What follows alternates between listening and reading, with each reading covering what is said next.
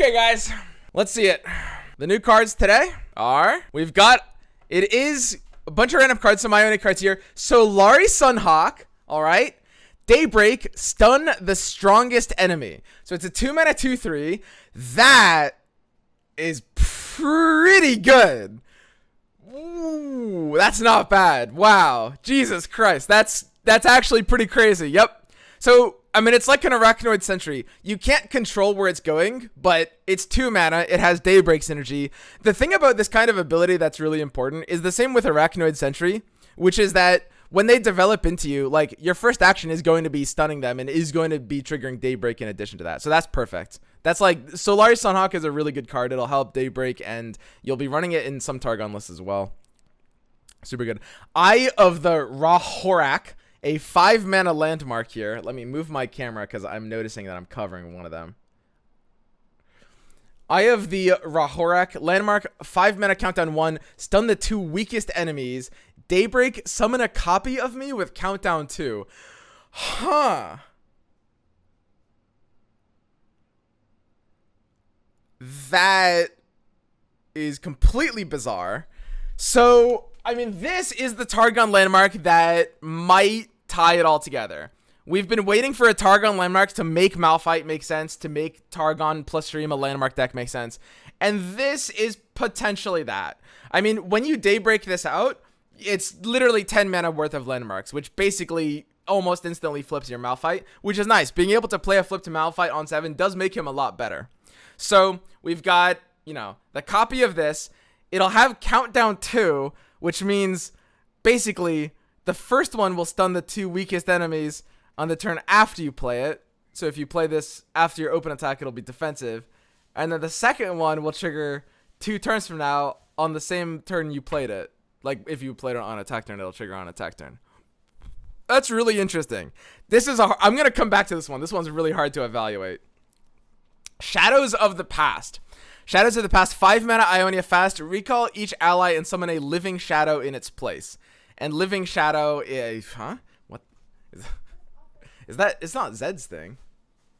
Oh, it is Zed's thing. Oh, okay. It's just... Yeah, a 3-2, basically. A 3-2 ephemeral. I have no idea what the application for this is going to be. That seems really weird. This is like a typical Ionia card. Like, when I see Shadows of the Past, this is like exactly the kind of card that Ionia would have. Like, it's sort of interesting, but you can't really explain how to use it. Like, maybe it will make sense with Aurelia, because we talked about the fact that Aurelia might literally just summon a bunch of blades when she attacks. Like, literally 6. Like, fill your entire attack board with blades. This could be a sick combo if you, like, turn all the blades into 3/2s, I guess. I don't know. Profiteer, a Shurima 4-mana 5/3, so that works with Reputation. When I'm summoned, create a Lucky Find in hand. That's very interesting. Now, keep in mind, Lucky Find is the sort of, like, Payday alternative. Not alternative. It's the token generated by Payday. It's the 0-mana fleeting thing, right? So that means that, like, the turn you play Profiteer, you'll have to play the Lucky Find, and you'll get the trigger out of it, right?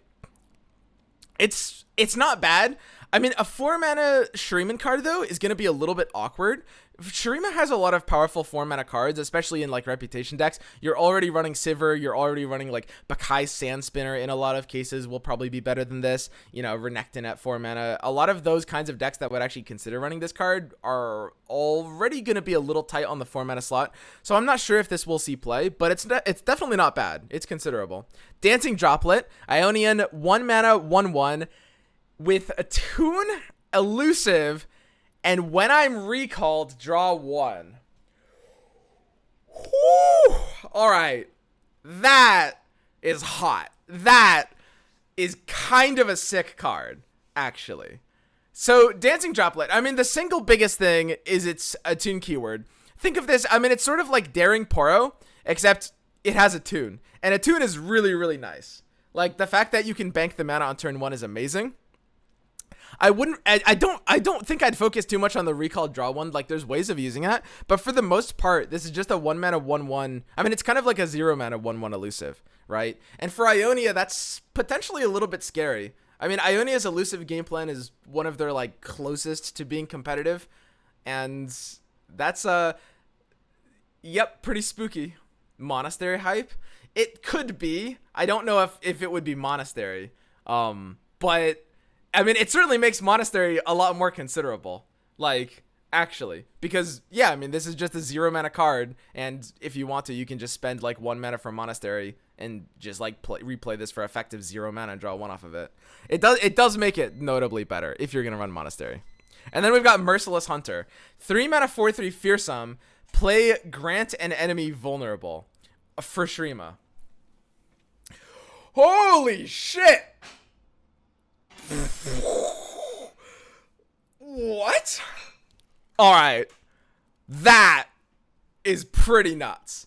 That is pretty crazy. It's effectively, some of you guys are saying it's like a better Bakai Sand Spinner, and yes, it's like a better Bakai Sand Spinner. Now obviously it doesn't have the reputation trigger because it has 4 attack. This card's kind of nuts. The fact that it's 3 mana, so it's like I was pointing out with Profiteer. Shurima didn't really want another 4 mana card, but like Merciless Hunter at 3 mana can like curve into Renekton at 4. Overwhelm Shurima decks will just run 3 of this card. They'll snap 3 of this card. That'll be amazing. In this, like, just grant an enemy vulnerable on turn 3. It's got the sort of like Callista body of like 3/4/3 fearsome.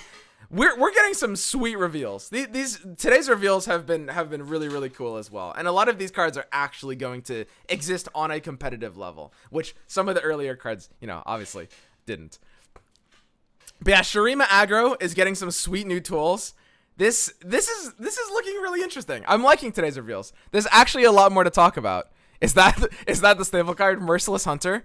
I don't think it's the one they were referring to, but I think it's a very good card. Sunhawk is better Leona. Yo, Viet Han, what's up? It kind of is. It kind of is a little bit. So just to like wrap up the initial impressions, because I mean, I will have to talk about these cards for a while, and like some of these are actually going to be pretty hard to break down in terms of like how to use them or how effective they'll be in different decks. But for the most part, most of these cards look really good. Solari Sunhawk looks really sweet. I could definitely see this hitting a decent amount of just like normal Targon decks. Like, it's just a solid card, and it's perfect because Daybreak kind of needed an additional tool like this. I don't know if it's what will help like Daybreak as an archetype cross the boundary, because Daybreak as an archetype really needs something that's not just another Daybreak card, I think. But it won't. It will help them a bit, right? Then Eye of the Ra-Horak. This is the hardest one to evaluate. I mean, we've seen 5 mana landmarks before, and we've never seen them really be competitive. Like, they've always been like too slow or too clunky. This one looks a little terrifying, and especially in a landmark deck, like just the identity of running expensive landmarks is really good.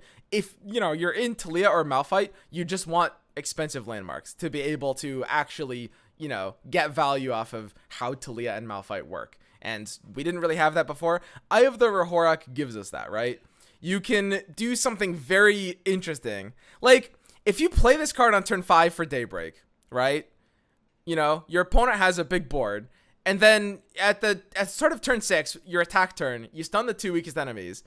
And then you play, like, I don't know, in a landmark advanced deck, let's say you're playing like the little clock accelerator thing, the 2 mana 2/2 that advances. You can trigger it again. The second one can be advanced on the same turn and get another double stun. I don't know. I mean, that's probably not going to be competitive, but there's a few ways to use this card. Like, this is a card that has a lot of different combo potential. So I can definitely see this one being scary, but this is one I'm going to have to return to. Shadow of the Past just feels bad to me. I'm sure that if they're giving us Shadows of the Past, and if they're giving us Dancing Droplet here, it's very possible that Irelia will be the recall synergy that we've been waiting for literally a year. Like, basically this entire time we haven't had recall synergy, like actual recall synergy. Because of course it doesn't make sense to run Yasuo with recalls, really. Like, that's not really like a major synergy point. But it's possible that Shadows of the Past, in addition to Dancing Droplet, is saying that Irelia will have some kind of synergy with recall that will finally make not only Shadows of the Past make sense, but a lot of the, you know, other recall cards we've seen. Profiteer looks all right. I mean, it's a solid card, but I don't know if it'll hit competitive decks. And then Dancing Droplet and Merciless Hunter are both kind of really, really high potential cards.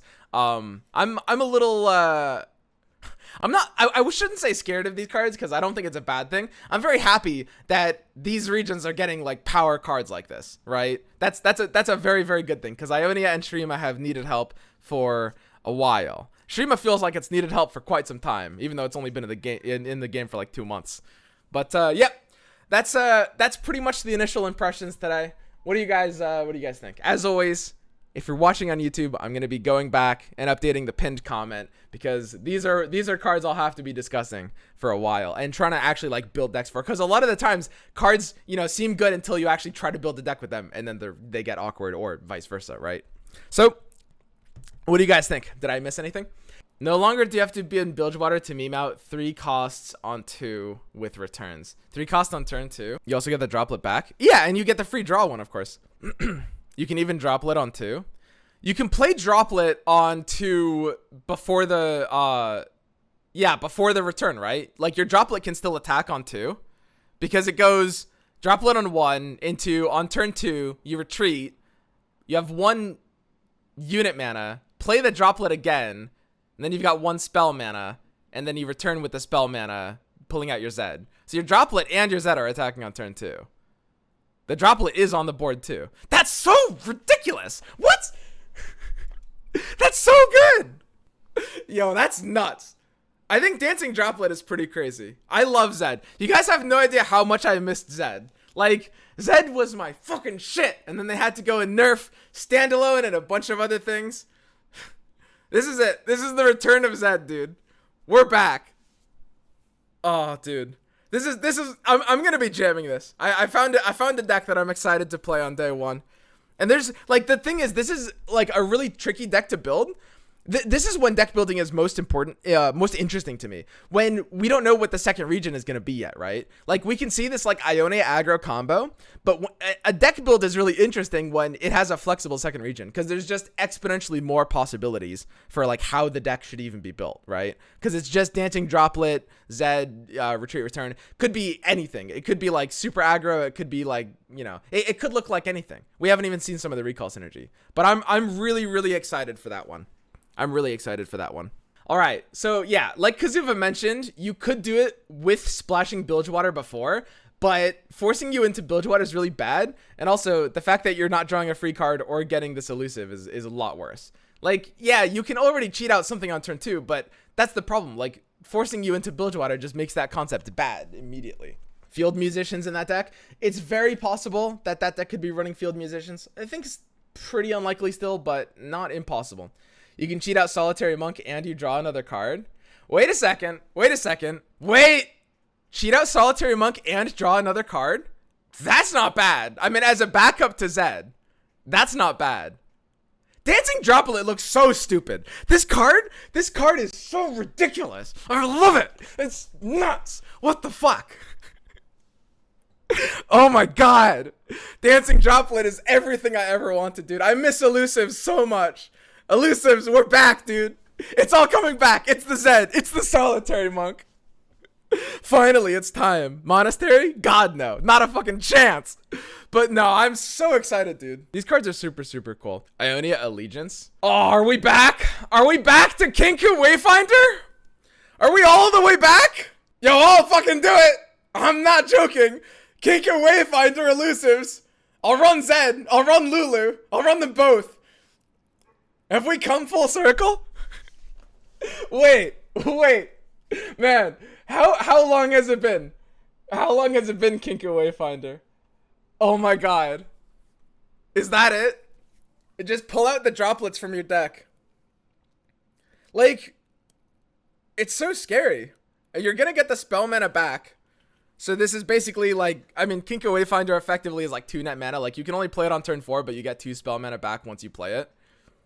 And, I mean, if your deck is kind of built around these droplets, then you have a real ability to actually, like, get your strategy online. Kinku Wayfinder could change things. Like, I could definitely be a lot more happy with some of these cards that are, like, built around droplet. As long as they're slower. Like, Wayfinder would slow down some of the combos, But yeah, that's pretty spooky, guys. That's pretty spooky.